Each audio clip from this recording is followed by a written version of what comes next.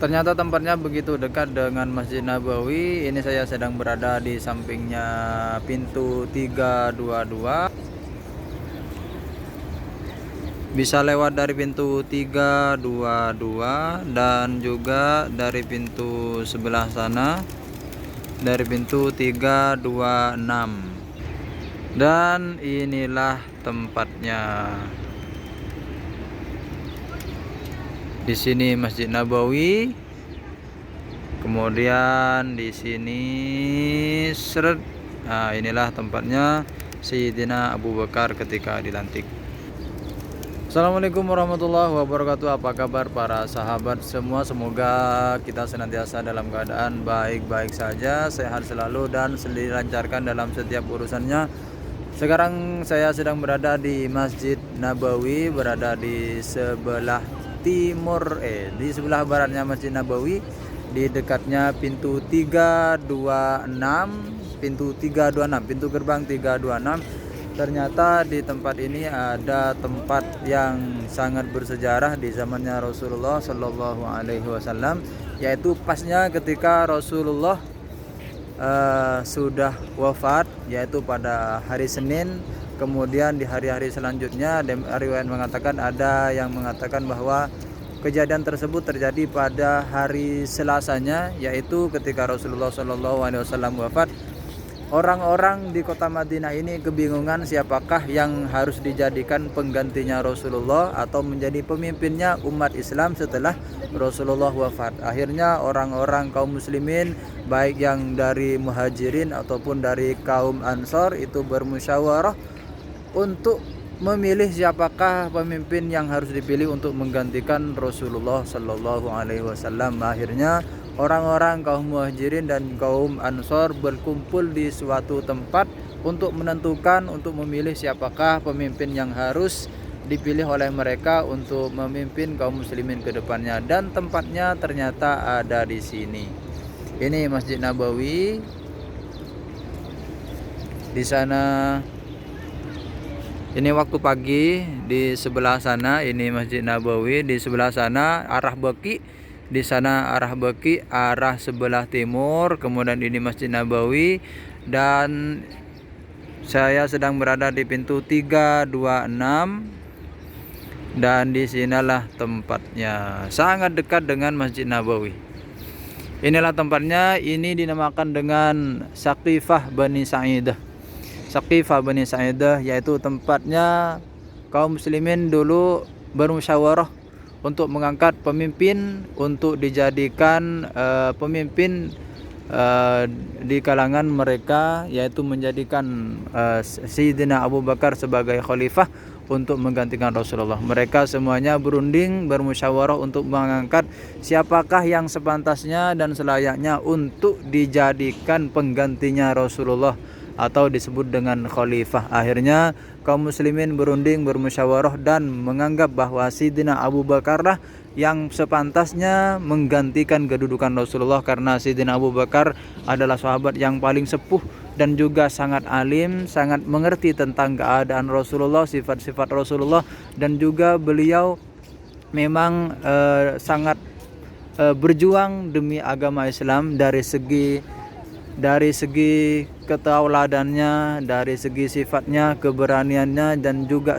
dari segi keilmuannya. Dari segi umurnya pun beliau tidak selisih jauh dengan Rasulullah Shallallahu Alaihi Wasallam, sehingga para sahabat menganggap Sayyidina Abu Bakar lah yang sepantasnya menggantikan kedudukan Rasulullah atau menjadi pemimpin kaum muslimin saat itu. Dan saat ini di waktu pagi, ini setelah sholat subuh, ini sekarang jam 7 pagi. Ini sudah ada para jemaah yang berdatangan ke tempat ini untuk berziarah, untuk melihat langsung tempat di manakah dilantiknya Sayyidina Abu Bakar ketika Rasulullah wafat. Ketika Rasulullah wafat, ini jaraknya tidak jauh dari ketika Rasulullah wafat. Ada yang mengatakan di waktu sorenya hari Senin, ada yang mengatakan di hari Selasanya. Orang-orang yang berkumpul di tempat ini, yaitu dinamakan dengan Saqifah Bani Sa'idah. Sampai sekarang tempat ini masih diabadikan, masih dirawat, Ini kan tanah kosong, ini lahan kosong, ini semuanya lahan kosong karena memang di bawah ini, di bawah tanah ini ternyata jalan raya. Ternyata jalan raya, dan di sini memang disengaja tidak dibangun hotel perhotelan karena takutnya suatu saat Masjid Nabawi ini tidak bisa menampung jemaah dan bisa ditempatkan di tempat ini.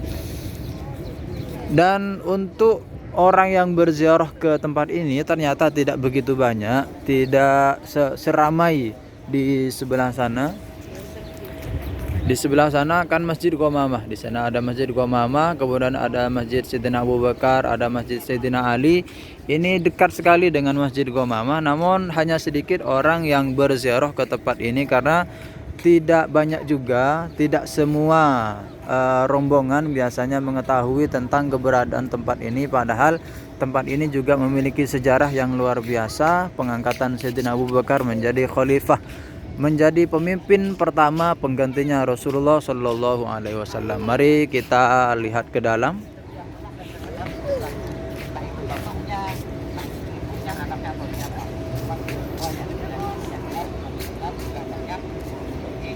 Bisa kita lihat di dalam itu ada taman-tamannya.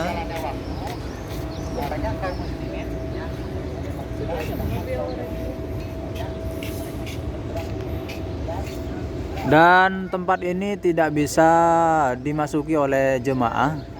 Sengaja memang tidak menerima jemaah untuk masuk ke tempat ini. Entah kenapa, mungkin untuk penjagaan yang lebih ketat, karena jika tempat ini dibuka pasti semua jemaah umroh akan masuk ke tempat ini.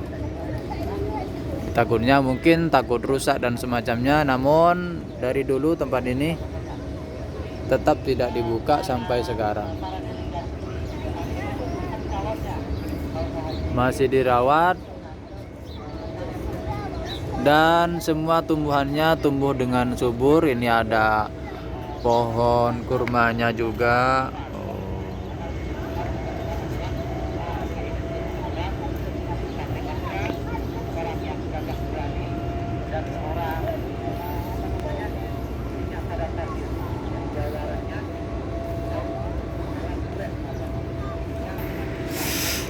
Itu ada guide atau mutawif sedang menerangkan tentang sejarah tempat ini. Alhamdulillah kalau mutawifnya atau guide-nya mengetahui tempat ini, insya Allah akan diantar ke tempat ini dan akan diterangkan bahwa disinilah tempatnya Sayyidina Abu Bakar dilantik menjadi seorang khalifah atau pengganti Rasulullah memimpin kaum muslimin ketika Rasulullah sudah meninggal.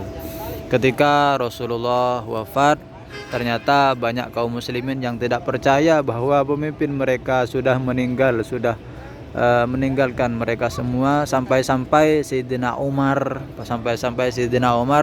itu akan membunuh siapapun yang mengatakan bahwa Rasulullah sudah wafat. Namun oleh Sayyidina Abu Bakar dikatakan, sesungguhnya jika engkau menyembah Allah, maka Allah adalah zat yang maha kekal, yang maha hidup dan tidak akan mati. Namun jika engkau menganggap bahwa Rasulullah hanyalah seorang utusan, seorang rasul, maka ketahuilah bahwa rasul-rasul yang terdahulu sudah wafat juga, sudah meninggal, sudah meninggalkan kaumnya juga.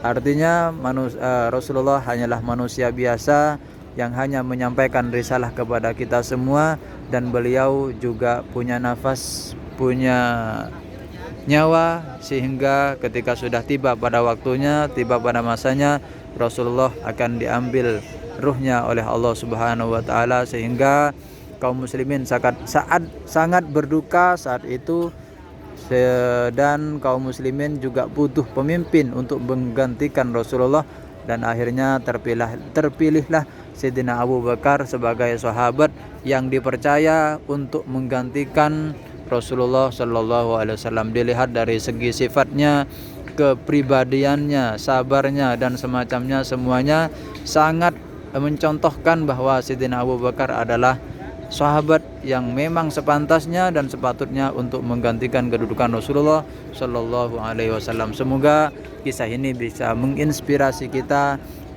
dari segi bahwa kita harus merelakan setiap apapun yang kita miliki, setiap apapun yang kita cintai, baik dari orang tua, ibu, bapak yang sudah meninggal atau anak yang sudah meninggal, kita harus mengikhlaskannya kepada Allah Subhanahu wa taala, karena sejatinya kita tidak memiliki apapun, semuanya adalah milik Allah Subhanahu wa taala. Dari Kota Madinah melaporkan.